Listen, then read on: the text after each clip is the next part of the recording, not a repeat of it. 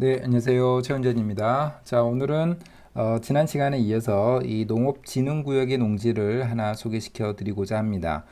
현재 입찰 진행 중이기 때문에 그 지역에 계시는 분들 중에 관심이 있으신 분들은 저에게 한번 연락을 주시면 같이 한번 고민을 해보도록 하겠습니다. 이 농지는 감정가의 23%까지 떨어진 농지이기 때문에 굉장히 좋다고 볼 수가 있고, 기본적으로 농업진흥구역이기 때문에 농어촌 공사에서 굉장히 선호하는 지역이라고 보시면 될 것 같습니다. 도로도 인접해 있기 때문에 전혀 농사를 짓는데 또는 농지 연금을 신청하는데 문제가 없다라고 보셔도 될 것 같습니다. 같이 한번 보도록 하겠습니다.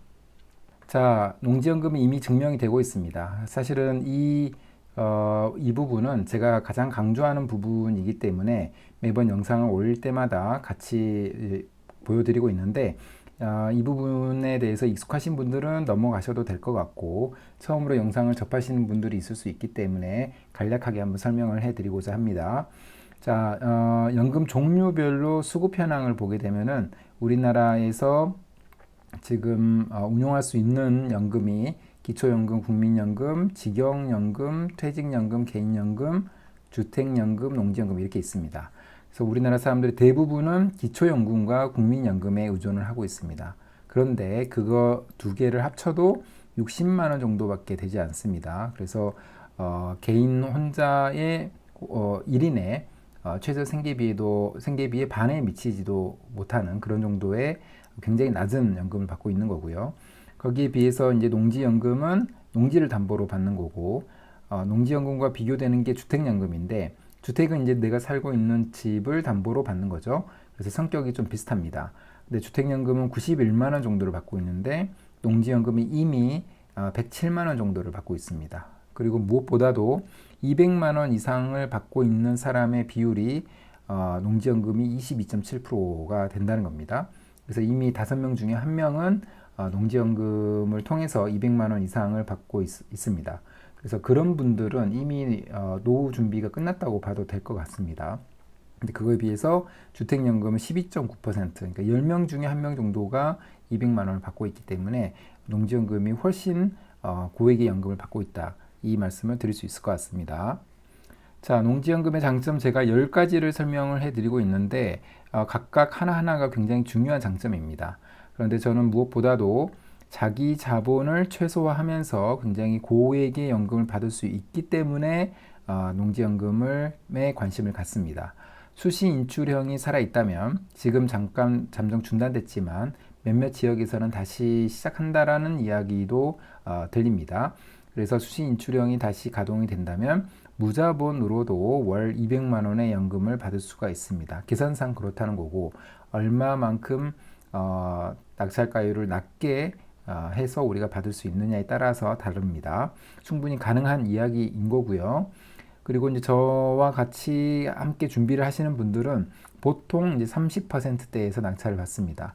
그러면 30%에서 낙찰을 받으면 한 6년에서 7년 동안 연금을 받게 되면 그러면 자기 자본을 회수하게 됩니다. 이거는 60세 기준이기 때문에 한 67세나 68세부터 평생 동안은 자기 자본 없이 연금을 받을 수 있는 그런 굉장히 큰 장점이 있습니다.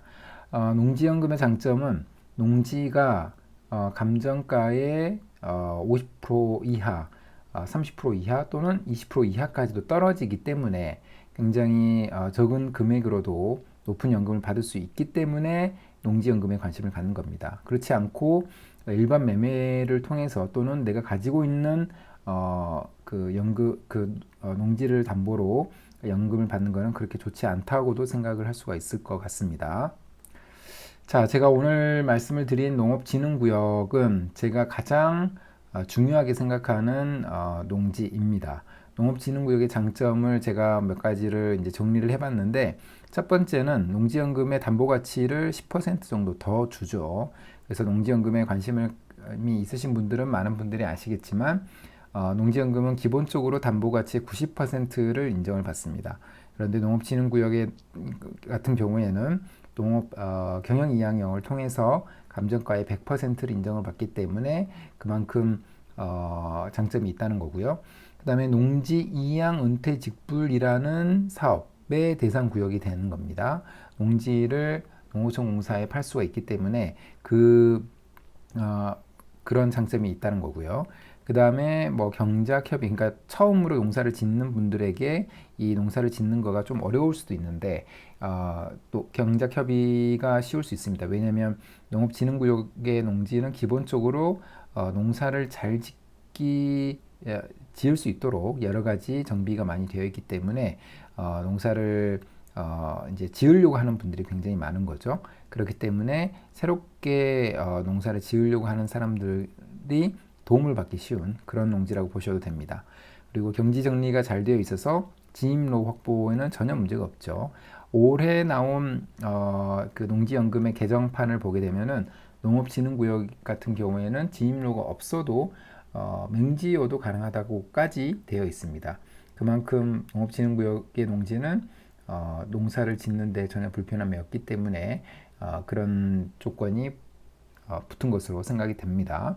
그 다음에 물가상승률 플러스 1에서 2%씩은 매년 이 농지의 가치가 올라갑니다. 그런 장점이 있다는 거고요. 그 다음에 개발계획이나 택지, 산업단지는 농업진흥구역에서 출발하는 경우가 굉장히 많습니다.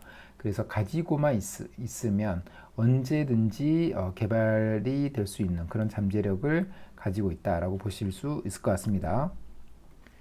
자, 이 농지는 전라남도 신안에 신안에 있는 농지입니다. 그래서 이제 감정가를 보게 되면은 한 6천만 원 정도의 농지이고요. 근데 최저가는 지금 23%까지 떨어진 1,300까지 나와 있습니다. 이 농지의 공시지가를 제가 확인을 해보니까 1,100만 원 정도로 이렇게 나와 있습니다. 그래서 어떻게 보면은 공시지가에 비해서 이 감정가가 굉장히 높은 농지입니다. 그래서 이 농지를 보실 때는 이 공시지가 대비해서 감정가가 왜 이렇게 높은지 그 부분에 대해서는 한번 확인을 해 보시는 게 좋습니다. 확인할 수 있는 방법은 두 가지가 있는데, 첫 번째는 개인적으로 아는 또는 감정평가사를 통해서 정상적인 감정가를 확인하는 게 첫 번째고, 두 번째는 농협은행을 통해서 탁상 감정을 해보면 어느 정도는 이제 알려줍니다.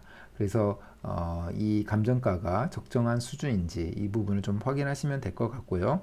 지금 10월 13일에 있기 때문에 만약에 관심이 있으신 분들은 한번 봐도 좋을 것 같습니다. 기본적으로 농업진흥구역의 농지이기 때문에 농지연금에 신청하는 데는 전혀 문제가 없을 것 같습니다.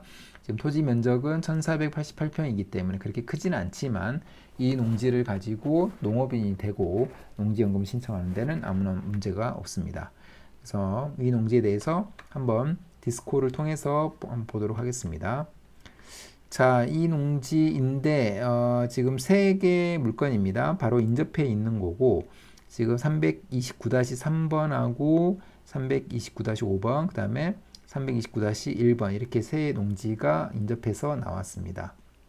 그래서 어떻게 보면은 신안이기 때문에 그렇게 뭐 입지적으로 그 개발이 되거나 그러진 않을 것 같습니다만은 지금 주위에 어떤 창고 같은 게 보입니다. 이게 창고인지 아니면은 지금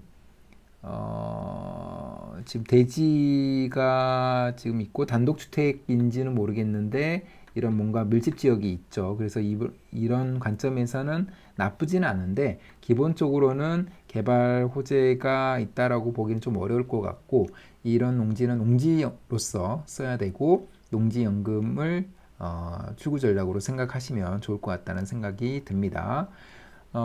기본적으로 농림 지역에 있는 농지고, 그 다음에 이렇게 하얗게 보이는 곳이 이제 농로인데, 지금 보게 되면은 도로 군 유지로 되어 있어서 이 도로를 사용하는 데는 전혀 문제가 없습니다. 그리고 지금 토지 정보를 보게 되면은 농림 지역이 용도 지역이고요. 그래서 지금 제가 가끔씩 말씀을 드리는, 강의 때도 말씀을 드리는 이 농지 연금을 신청할 때 가장 좋은 용도 지역은 농림 지역이라고 제가 말씀을 드렸습니다. 그 다음에 생산이 붙은 생산 관리 지역, 생산 녹지 지역이 가장 좋을 거라고 생각을 했고, 그 말씀을 전해드렸는데 그 이유는 바로 출구 전략이 농지연금이기 때문에 그렇습니다. 우리가 만약에 개발을 하는 입장에서 생각을 한다면 뭐 예를 들면 건축물을 올리기 위해서 농지가 필요하다. 그래서 사는 목적이라면 농림지역이 가장 뒷전일 겁니다. 그러나 우리의 목적이 농지연금이기 때문에 누가 봐도 농사를 잘 지을 수 있는, 잘 짓고 있는 그런 용도지역이 가장 좋다라고 생각을 했기 때문에 농림지역과 생산이 붙은 생산관리, 생산녹지지역이라고 말씀을 드리는 겁니다. 자, 이 농지는 이제 소유 구분도 특별히 문제가 없죠. 공유인수는 0명이기 때문에 단독 소유의 농지입니다. 도로 전면 여부 보게 되면은 세로 한 면, 가로 열고 가이기 때문에 자동차가 진출입할 수 있는 도로가 한 면에 걸쳐서 붙어 있다. 이렇게 보시면 됩니다. 그래서 전혀 문제가 없고요. 토지 이용 계획을 보게 되면은 지금 농림 지역에 포함이 되어 있고 기타 법률에서 가축 사육 제한 구역과 농업 진흥 구역으로 묶여 있습니다. 그래서 이런 장점은 분명히 있는 거고 한 가지 더 우리가 생각해 볼 수 있는 거는 지금 작년에 농업 진흥 구역이 해제되는 쪽으로 정책이 조금씩 바뀌는 그런 뉴스가 나온 적이 있습니다. 그런데 우리가 생각했을 때 굉장히 어떻게 보면 김해평야나 그 평야처럼 농업진흥구역이 이제 굉장히 넓은 면적에서 이렇게 농업진흥구역이 있는 경우에는 그런 농업진흥구역은 해제가 되지 않지만 이렇게 짜투리 형식으로 농업진흥구역으로 묶여 있는 농지들은 농업진흥구역을 해제한다는 겁니다. 그래서 농업진흥구역에서 해제가 되면은 이제 관리지역으로 바뀝니다. 생산관리지역이든 아니면 계획관리지역이든 이런 식으로 바뀝니다. 그렇게 되면은 이제 이 농업진흥구역의 가치가 또 크게 상승할 수 있는 그런 요인도 있기 때문에 농업진흥구역에 관심을 갖는 게 중요한데 특히나 이 지역에 있는 농지는 이렇게 반듯반듯하지는 않죠. 그래서 어떻게 보면 농업진흥구역에서 해제될 수도 있다고 저는 생각은 듭니다. 앞으로 이 일은 모르겠지만 그렇기 때문에 그게 아니더라도 23%까지 떨어졌기 때문에 굉장히 좋은 농지라고 생각이 드는데 한번은 가지고 있을 만하다라고 저는 생각을 합니다. 지금 보면은 개별 공시지가도 꾸준하게 우상향 해왔죠. 지금 25년도에는 7,720원인데 굉장히 싸죠. 그런데 2015년에는 3,790원이었습니다. 그래서 지금 10년 사이에 두 배 정도가 오른 그런 농지라고 보시면 될 것 같습니다. 앞으로 지금 이 농지 같은 경우에는 모든 자산이 하락했을 2023, 24년도에도 그 공시지가는 계속 꾸준하게 올랐던 앞으로가 더 기대가 되는 그런 농지라고 보시면 될 것 같습니다. 그래서 이런 농지를 하나씩 가지고 있다면 농지연금을 신청하는데도 전혀 문제가 없고 오래 보유하면 보유할수록 이 농지 자산의 가치는 우상향하기 때문에 내가 현재 받은 낙찰가율이 시간에 가면 따라서 점점 떨어지는 그런 효과를 거둘 수가 있습니다. 그래서 지금 만약에 지금 4% 정도로 받았다 해도 이 농지의 가치는 계속해서 우상향할 수 있다고 저는 개인적으로 생각을 합니다. 그렇게 되면은 지금 24%를 받았던 게 20% 또는 10%대로 떨어질 수 있다라고 생각을 합니다.